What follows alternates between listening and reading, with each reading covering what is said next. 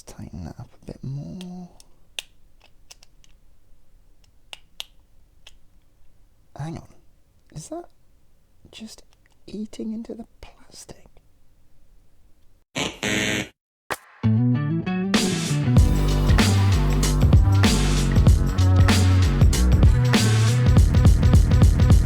Right, it's sponsor time, and I've got a really horrible scraggly beard, so I'll be as quick as possible. So I've got this gilet or cycle vest that I've been wearing from Sirocco over the last few weeks, and it has been wicked. So this time of year, and especially as we move towards spring, I've always found it difficult to know exactly what to wear before heading out on a ride, because I hate being too hot when I'm out riding. So I've taken to dressing in layers in kind of a modular fashion. So for example, these sleeves that I wear, I can take things on or off depending on how the kind of weather looks during the ride. And this gilet fits perfectly in that system for me. It's super lightweight and comfortable. It's like 100 grams in total. The panels at the front and over the shoulders are actually waterproof and help keep the wind and spray off your chest. The panel across the bottom is made of the same stuff, and you can kind of reach through on each side to get to your jersey pockets. It's got a mesh back, which seems counterintuitive, but it really helps radiate the heat and moisture off. I find with a traditional cycle jacket, I get a really sweaty back, and it just ends up getting damp and cold. So this really helps avoid that. And the best thing, in my opinion, is the additional pocket on the back, which doubles up as a pouch you can pack it into, and it packs down super small, which is really useful in case the sun comes out and you don't need to wear it anymore. Right, so if you want to pick yourself up one of these wicked little gilets, or any of the other stuff that Sirocco does, including this kind of really nice jersey they sent me, and it's honestly, it's good quality stuff, and the prices are super reasonable in my opinion, then visit my link in the description below and get yourself an extra 10% off your order, which is pretty cool. Anyway, enough of that, and let's get back to the video.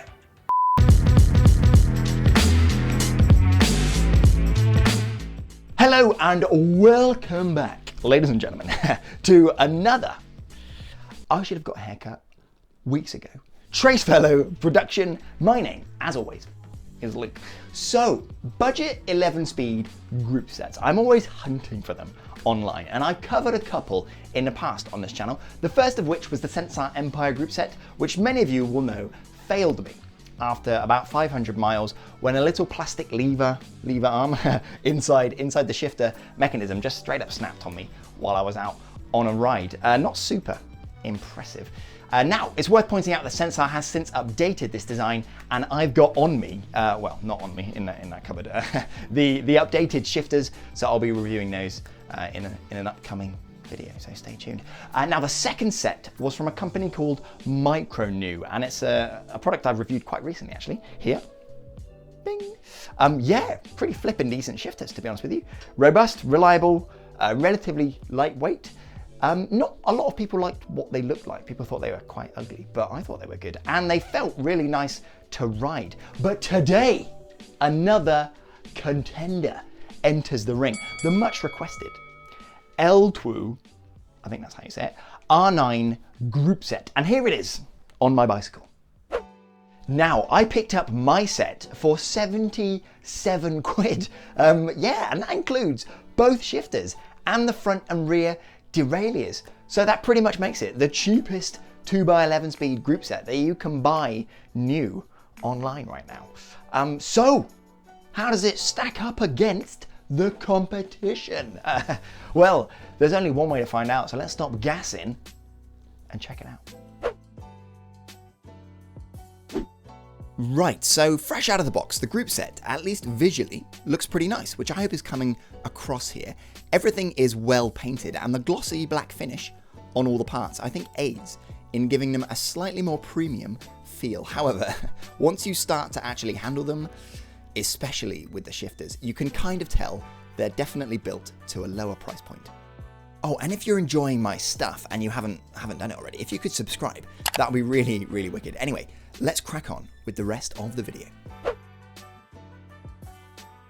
Okay, so first impressions, this rear derailleur seems pretty nicely put together, I've got to say. So it doesn't wiggle very much in your hands, which tells me that the pinning, which holds it all together, is pretty high quality. And it looks quite nice as well. So all in all, I've got quite high hopes for this rear derailleur. Similar story for the front derailleur here. So seems nicely put together, and it looks quite nice too. However, I am slightly concerned that this spring is quite strong. So the forces required to make a shift seem to be quite high. And I'm slightly worried that's gonna put undue stress on the shifter for the front derailleur, because I think that's kind of what killed my Sensar Empire setup. It might not be a problem, but I am slightly concerned that, yeah, that spring is a bit strong. But time will tell, so we'll have to get it on the bike and test it out. In terms of the shifters, the first thing which struck me when I got them out of the box was the fact that they rattle quite a lot. Even if I hold onto this loose bracket at the bottom here, yeah, it makes quite a lot of noise. It's not helped by the fact that this gear shift lever here is on a spring, so it moves out of the way when you engage the brake. And there's no rubber bumper between the brake and the gear lever. So it makes quite a horrible clacking noise. But in my experience, when shifters make that much noise, it tells me that the internal tolerances of manufacture inside the shifter are not particularly high, so it doesn't scream quality. However, I think that when I actually get it on the bike and get the cables installed, it's gonna tighten everything up. So I think when it's on the bike, these shifters won't make quite as much noise, but right now, yeah, it doesn't scream quality, to be honest with you. But we'll have to get it installed and check it all out.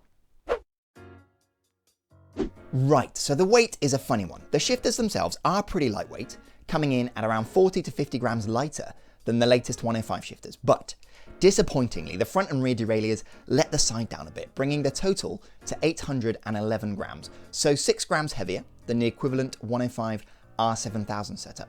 Not a big deal, obviously, but I feel like if they had refined the design of the derailleurs just a bit, they could have easily beaten Shimano in this category. But anyway, let's get these bad boys installed. Okay, so right now on my bike, I am running the latest Shimano 105 11-speed group set. So I've got 105 R7000 shifters, R7000 front and rear derailleur there. So while I've got the front and rear derailleur on the bike, what I'm actually going to do is only replace the 105 shifters with these, is it L-TWOO? L-TWOO? I'm not sure. Anyway, only replace the shifters because allegedly these are compatible with Shimano gear. So while I've got these on the bike, I may as well test it out. So I'll stick these on, and then after I've tested out that setup for a little while, then I'll swap out the front and rear derailleur with the L-TWOO ones that I got in the kit. Oh, also, look at this fancy oversized rear derailleur cage. Yeah, this is a recent addition, and I just put out a video about it actually up here. Bing. So check that out if you haven't already. But for now, let's get these shifters replaced. So from the get-go, installing was pretty straightforward, very similar to installing any other set of shifters really. Keeping the existing front and rear derailleurs on definitely sped things up, so it was just a case of mounting the new shifters and recabling. Now, I have a whole video dedicated to recabling these types of internally routed frames because they can be a bit finicky, so definitely check that out if you want to see these steps in more detail. Right, so I'll give you a quick update as to where we are at. This is the new shifter, obviously, and yeah, this is the shifter that actuates the rear brake and also the rear derailleur, so that's how I have it set up on my bike. And in terms of install, it was pretty flipping simple actually. So the only difference in installing this L-TWOO one and this Shimano one, so the only difference is the fact that on the L-TWOO shifter, you've got the gear cable outer fits into the top of the shifter here, and then the brake cable outer fits underneath. On the Shimano setup, it's the other way around, so brake on top, gear underneath, but that was the only real difference. So install was actually straightforward, no massive surprises, so that was great. And I also ended up reusing all of the existing cable housings that were already on the bike because ultimately these are only a few weeks old anyway, so they're absolutely fine. But yeah, like I said, it's all cabled up and it seems to work quite nicely. So if I pull the brake lever here, you'll see actuates the rear brake caliper. And in terms of the shifting quality, I was pleasantly surprised actually. So this shifter syncs up really nicely actually with the rear derailleur. So all the gears seem to index properly. So I am cautiously optimistic that this is going to work out. But ultimately, I think the real test is going to be on the shifting for the front derailleur because the forces required to actuate a shift on the front, they're often a lot greater than is needed at the back. So I'm slightly concerned that the equivalent plastic lever arm here, I do wonder if it's going to be up to the challenge. But the only way to find out is to get it fitted and then have it fail on me. But yeah, anyway, let's get this Shimano shifter whipped off and I'll get the L-TWOO one fitted on and then I'll check back in with you once that's completed. So yeah, let's crack on. Okay, so I just had to get the other shifter on here. Simple. Simple, right? Well, let's just say I ran into a little problem with these shifters. All right, forgive me for using the mic on the camera, but this has literally just happened to me. So you can see here, this is the other shifter that I was fitting for the front brake and the front derailleur. And I was using this bolt here to clamp it onto the bar. So you tighten up that bolt and then it clamps this onto the bar. So I got that nice and tight and to the place that I wanted it, and it's not moving at all. And then I noticed that this shifter here was still a little bit loose, so I could kind of move it from side to side on the bar, which is no good. It needs to be clamped nice and solid. So I started kind of torquing up this bolt, and you should be able to see the bolt as it's kind of clamping onto the bar. The bolt is pulling itself through the plastic of the shifter. So you can see it's quite recessed into the shifter there, that bolt, whereas that one is nice and proud. So what's happening is as I was tightening up, and I wasn't wrenching on it at all, no tighter than I ever would have done it up with the kind of Shimano shifters in the back there. It's difficult to use a torque wrench in these tight spaces, so I do it by feel. And as I was doing it, I noticed it was kind of slipping inside the shifter. And if I zoom in, there. Is it gonna? Yeah, you can see on the top of that bolt there's that kind of sludge being pulled through. And that's the plastic itself being pulled through with the bolt there. So yeah, strange, super strange way for these to fail. I honestly wasn't torquing on it very hard, and it's just started to eat its way through the shifter. So what I'm gonna do is I'm gonna push this bolt out and see if maybe they've missed a washer or something, which should be behind that bolt there. But yeah, really, really weird. I hope it's not knackered, because that will be such a shame, because like I said, this shifter indexed really nicely with the rear derailleur, but yeah, really, really disappointing. Anyway, let me get this bolt backed out of here, and I'll see if I can do anything to remedy this, but yeah, slightly disappointing. Anyway, let me see what I can do. A few moments later.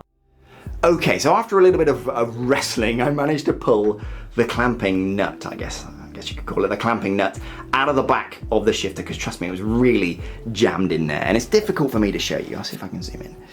But the nut was able to kind of chew its way through the plastic as I tightened it up. So what I did was I pulled the entire clamping setup out of the back of this shifter and then compared it to exactly the same system that kind of sits in the 105 R7000 shifter.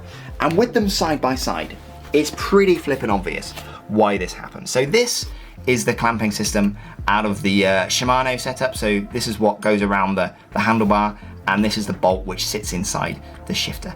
And the key difference is the Shimano one has this nice fat washer which sits behind the lip of this nut there. So the washer does two things. It basically increases the surface area available for clamping against the plastic, and also it means that as you're kind of tightening this bolt up, it rotates against the metal of this washer here, so it doesn't eat away at the plastic as you're tightening it up. Whereas this is the entirety of the setup out of the L-TWOO shifter, so there's no washer at all. So no washer means that the surface area available for clamping is much, much lower, because there's only this tiny little lip on this nut which clamps against the plastic. And also, the lack of washer means that as you're tightening this up, this kind of nice sharp edge here on the lip is just chewing into the plastic. So it's no wonder it managed to kind of eat its way into the meat of the shifter.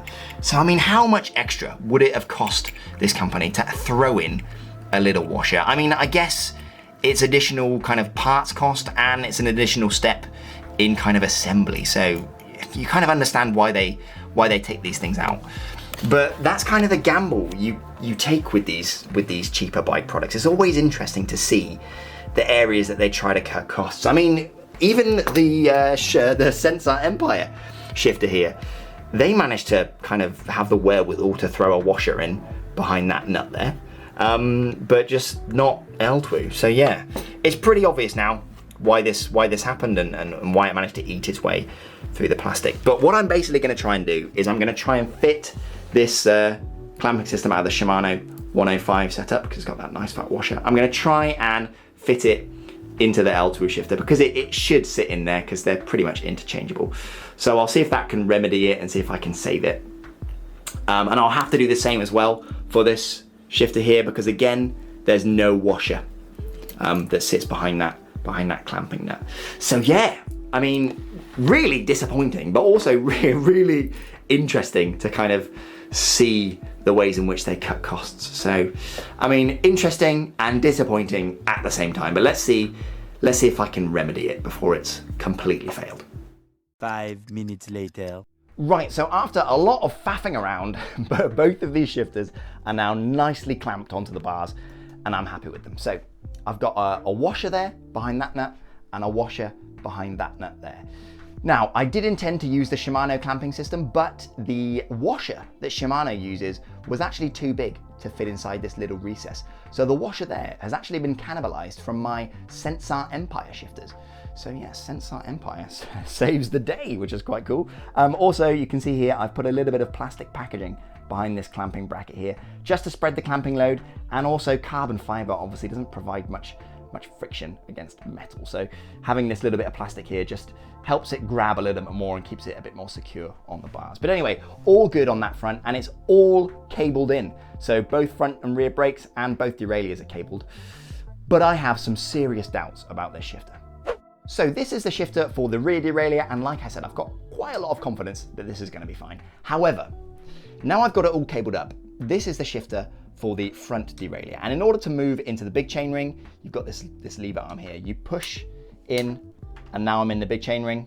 And then to go back into the small chainring, you press that like so. But this lever arm is just made of plastic like it is on the other side. And I'm slightly worried that because the tension's required to push into the big chainring, it requires quite a lot of force, and this is made of plastic. So basically, I think it's gonna snap.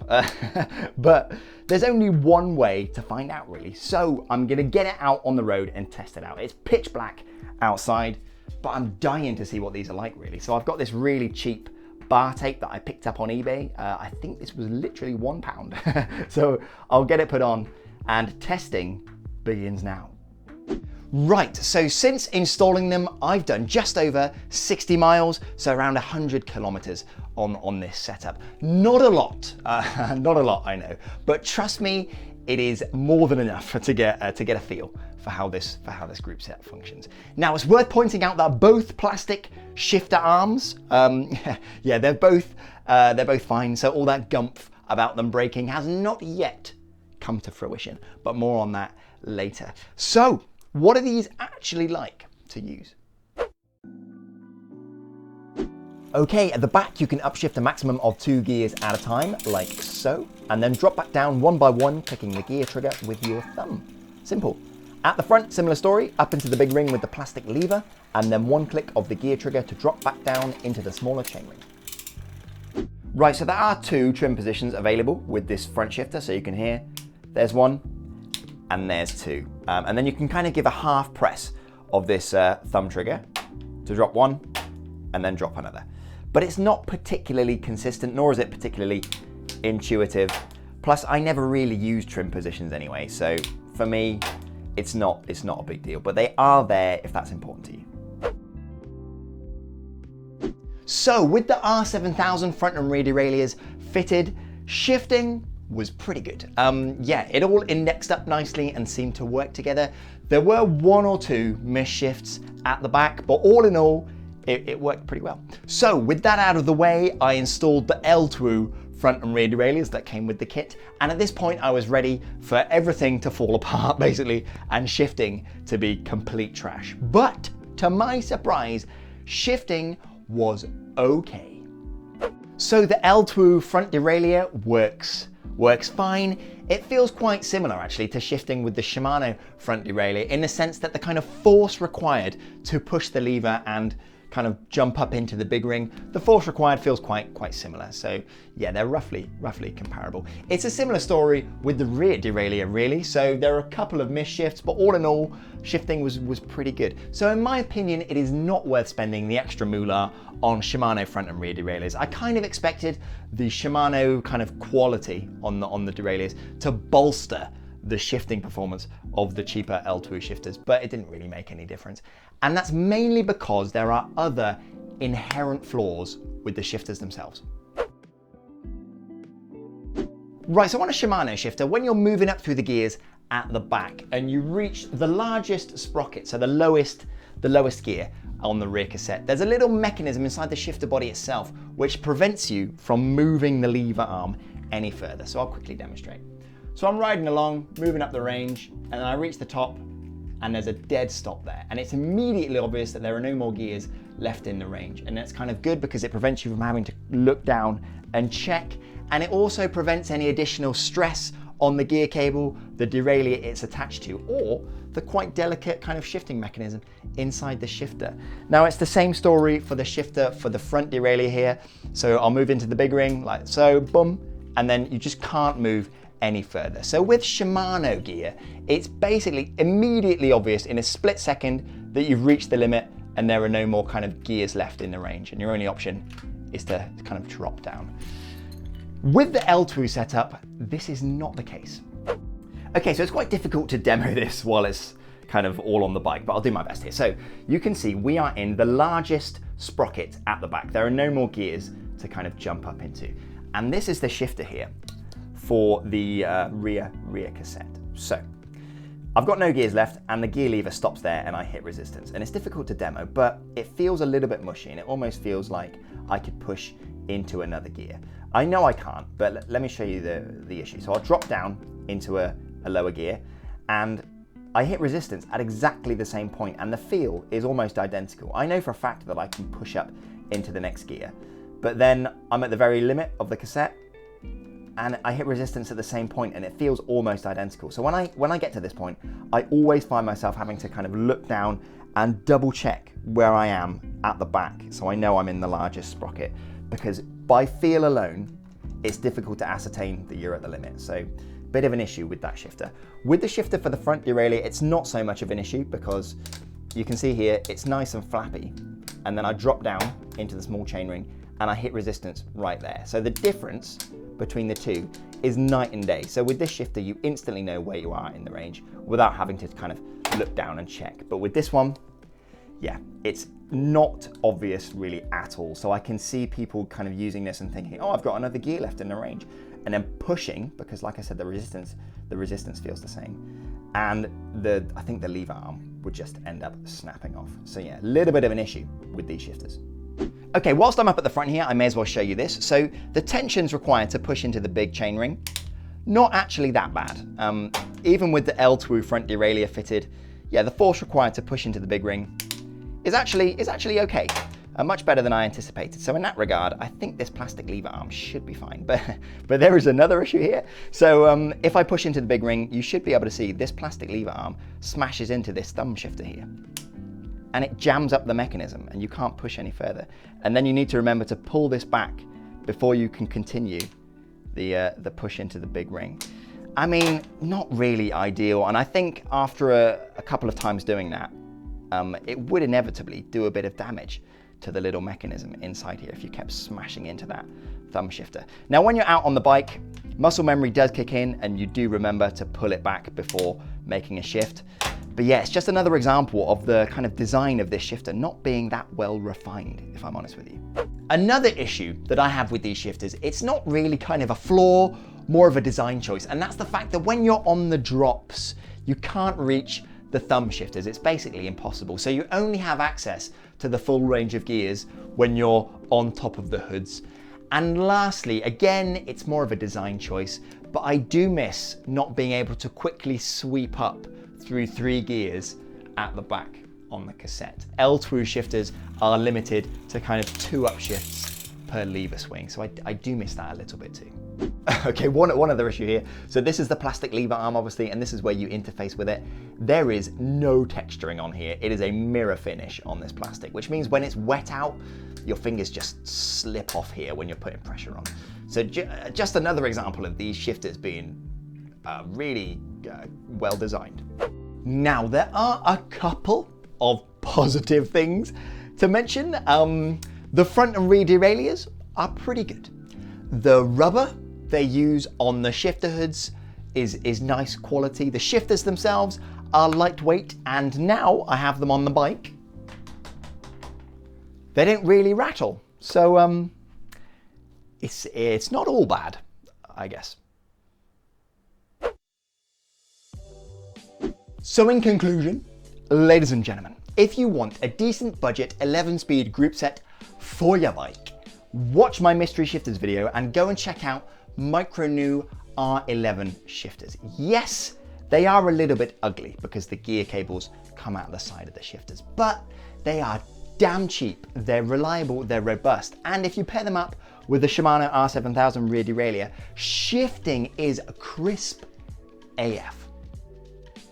But where does that leave the L-TWOO R9 group set, I hear you ask? Well, admittedly, I am a bit of an optimist and it looks terrible from the review I've given, but in my opinion, it's a mixed bag, I think.